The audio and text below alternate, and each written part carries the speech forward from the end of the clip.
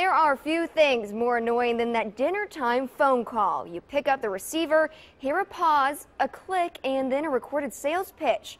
Well, now the government's come up with a new way of trying to end these calls by picking the brains of the public.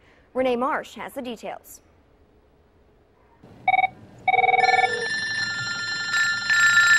Hello, this is Rachel. I'd be delighted if I never heard those pre-recorded voices again. Ask anyone and they'll agree, life without that national nuisance we know as robocalls has a nice ring to it. If you don't solicit that, why should they be calling you? It's illegal for companies to use any sort of pre-recorded device to place calls to consumers without express written authorization. But cutting off those illegal robocalls is a tough task. There are no problems currently with your account. Lucky that Long Island software developer Aaron Foss was up to the challenge. I like to think of it as a mute button for robocalls. He was one of nearly 800 people who entered the FTC's robocall contest, a search for the best new ideas on stopping the calls for good. Foss and one other challenger split the $50,000 prize. You have this great technology, you pitched it to the FTC, Let's try it out. So you're the robocaller, and I'm the family that is sitting down for dinner.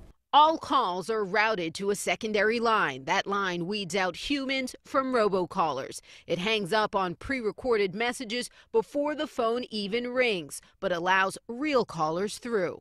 Acting as the robocaller, I dial Foss's number. Hello, you are not a robocaller. Software analyzes calls and their frequency, and when there's a red flag, there's a test. You might be a robocaller. To prove you are human, please enter the number 58. I'm sorry, that is incorrect. Your number has been blacklisted. Foss is now waiting for a company to come calling, ready to put his idea on the market. In the meantime, What do you want to say to the robocallers? Watch out, we're coming for you.